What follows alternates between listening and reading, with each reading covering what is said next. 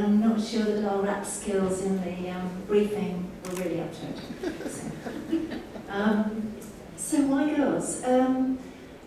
Well, as a philanthropist, actually, choosing to fund girls was firstly an easy decision, but it was also a process of focus, because we had been, anyway, funding youth in Sub-Saharan Africa and India for quite a number of years, and we learned a lot, and we were sort of moving up the scale of understanding the importance of things like capacity building and scaling and those things. But we were very diverse in the sense of what we funded. And we really understood after quite a while that we weren't getting the feedback in terms of our own learning and our own fulfillment by being so diverse. What was happening was we were doing a lot of little things, but nothing in a concentrated way that allowed us to really understand the difference that we were making. And so we started to look at what would happen if we chose one cause and one geography. As I say, girls were a very easy choice because so many of the issues that have been talked about today affect girls completely fundamentally. And if we don't change a girl's life, then we won't change society's life. I can remember in 2005 sitting with a girl of about 15 in a slum, a fishing village slum in Tamil Nadu. And she had been in an adolescent girl group learning about menstrual hygiene. And I went to her home with her and heard her explain all about how a female's body works to her mother, her grandmother, and her elder sister. And I know that that girl is also going to be explaining that to her daughters, probably about now. And I understand that if we help a girl today, she's going to help 4 generations.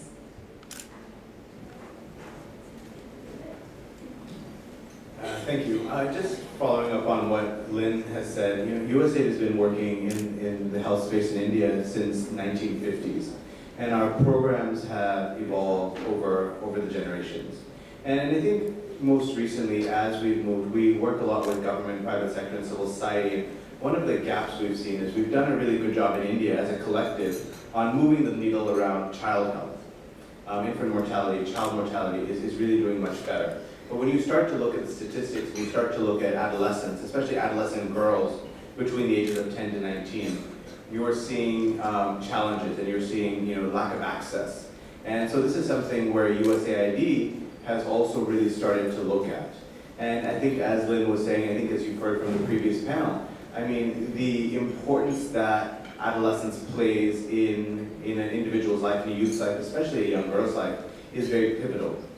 The importance to complete secondary school, the importance of messages where an adolescent girl especially is empowered, knows her rights, is being told and taught how she can take charge of her own destiny is very powerful. And I think it's something that we're looking at as not as a quick fix, but something that will take a long time. It may take a generation, but this is something to really invest in. And outside of just the development approach, what we're seeing at USA, the need to invest in adolescent girls, is it's also good for the society. I think there's evidence that shows that once a girl finishes school or is more empowered, you actually better the productivity of a society. The net wealth of a society goes up. So those are very important points as we move forward with our programming.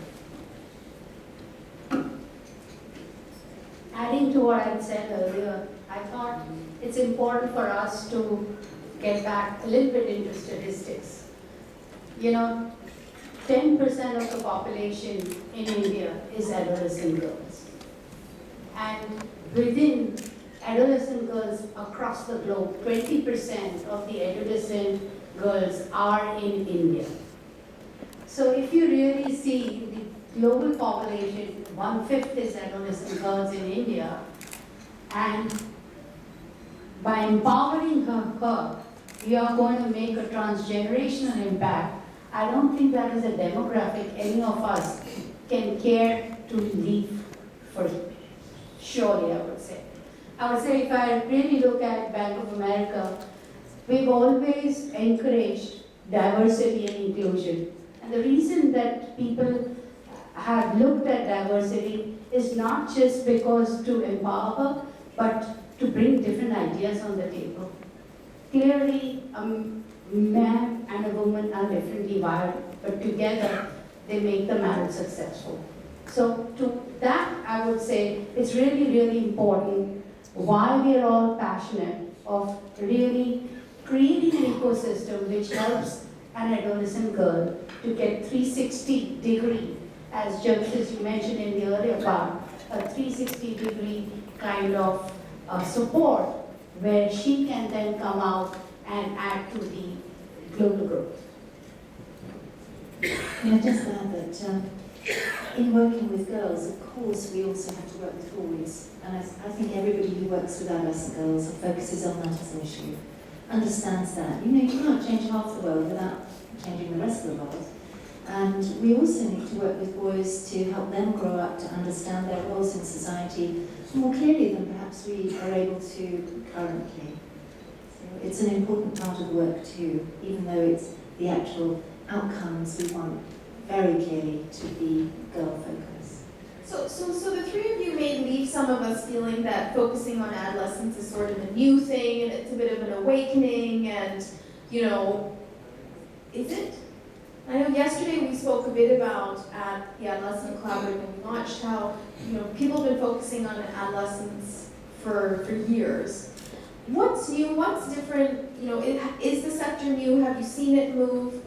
Xerxes, do you want to give us your sort of perspective from USAID, and then we can move to COP and go back to Lynn? Sure, and I think, you know, I'll speak from USAID, and this is not new for us. I think what we're trying to do, and I think we'll get into a little bit later about this Adolescent Collaborative that we're working with Kiowa Trust and Dasra on, is really now shining a spotlight on adolescents. Because adolescents have been part of comprehensive programming, but what we've seen is that the role adolescents face is they need specific tailored interventions for themselves. Within a child health program or a basic school education program, they may be missed out. And especially at USAID, what we're seeing also is we work very closely with government. And so when I speak to the secretary or joint secretary and ask them what their gaps are, they're saying, help us figure out new models, new approaches to work with adolescent girls, but also looking at male engagement as part of the process. And so this is where we want to come in and say, okay, with a limited amount of money, how can we bring in other partners to be catalytic in the space? How can we be disruptive within the system and say, okay, here are some ways we haven't done business before. And with the, you know, I don't want to sound too kitschy and trendy, but it's really business not as usual. I think we've done a lot of programming. Government has invested significantly in adolescent health programming, but I think we're all seeing that isn't being successful. And we're all trying to get together now and say, okay, what are those different approaches we can take to really look at ways to address youth and really strengthen the youth voice, and within that looking at ways to engage adolescent girls, ways to engage adolescent boys, but even for adolescent girls, not just putting them at the center, but really also including their families and their communities, which is very important. Some of those gatekeepers that prevent them from accessing services and having a voice in when they want to get married, when they want to have their first child. So those are things we're really trying to look at, really trying to build an ecosystem around so we can get others to join us to say, okay, what are some of these new, fresh ideas that can be tested, evaluated, and then in partnership with government scaled up? I think the life cycle of human is increasing, but the learning skill of human is starting very early. So to answer your question on adolescent girls, I think today a 4-year-old child really works on the iPad. He does so many things which I couldn't even have dreamt of doing at my age. So the learning is becoming quite intense. The exposure is immense. Technology is really having an impact on people's lives, just like the way TV had many years back.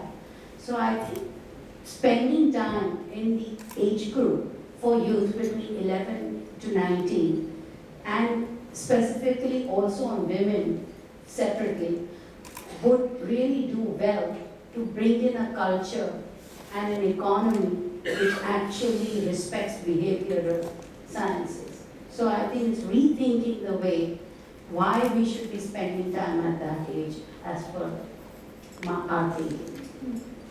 Lynn, I mean, I think that Anand said yesterday it's not new, but it's not new for some funders and it's not new for some not-for-profit organisations to be working with girls.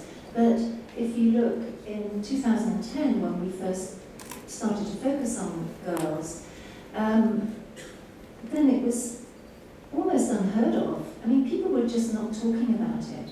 We understand so much more now about why it's important to nurture the years between 10 and 19 as something very different between being a child and being a woman. And when we first started the work, I can remember asking, what's the word in Hindi for adolescent?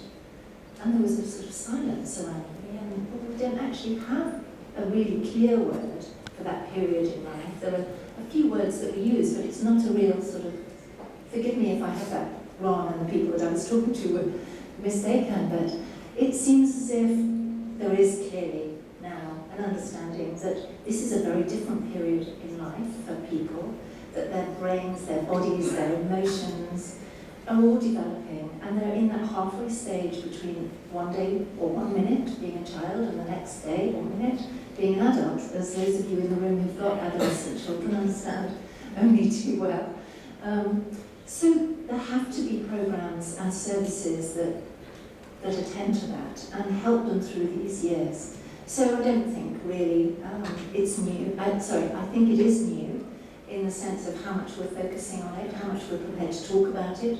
The government is talking about it much more, as we saw so thankfully yesterday. And going forward, I think this is an absolute springboard for a lot of other new things to change, and a lot of the things that you talked about, Xerxes, in comprehensive programming, being much more outcome focused, collaborative, getting the government really bought in.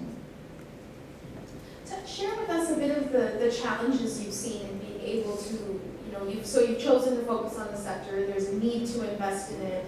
What are some of the challenges you've faced and how have you overcome them, or if not, then just the challenge? Kaku, go ahead.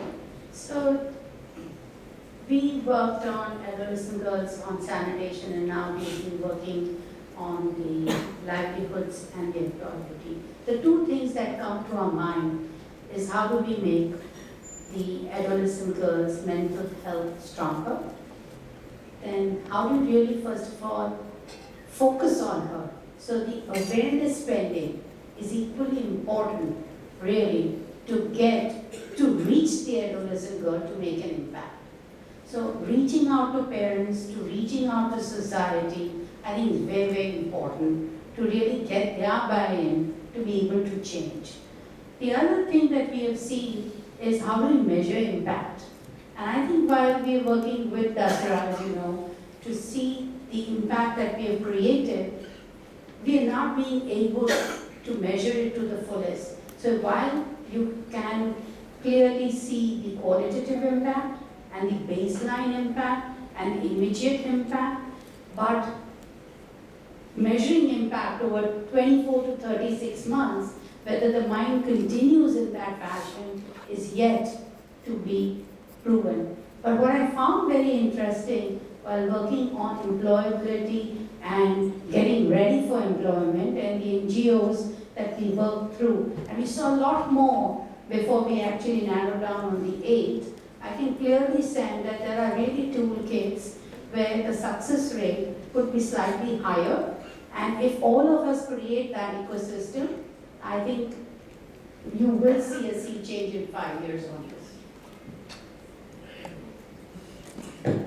I think one of the big challenges is about beliefs, our narrative around girls, and just how incredibly important and what a difficult challenge that is, because unless we change the way we speak about girls, and also if we don't change the way that girls understand their own potential, then we have no chance of this being a stickable solution. Girls will always be second, third, or fourth class citizens. And I think that's an issue that we've struggled with, and we're not anywhere near overcoming it. In fact, I think it's only just now finding its place in our understanding of just how important that is. And there have been attempts to do things in a very local way, within communities, working with the community and the parents and the brothers and that sort of thing to change. the understanding of what the girl's potential is. But we need to do it in a much bigger way and find clever ways to do that. I know that yesterday Matt from the Girl Effect spoke very eloquently on this wonderful idea that in order to get a fire going, you can't do it by just having one tiny spark. You've got to get lots and lots of little sparks going, which will eventually ignite the whole thing, and that's what we need to do. So I think, echoing all of them, I think, a couple of challenges I would also point out. One is you've got a youth population or an adolescent population between 10 and 19 of 250 million in India. Roughly about half of those are adolescent girls.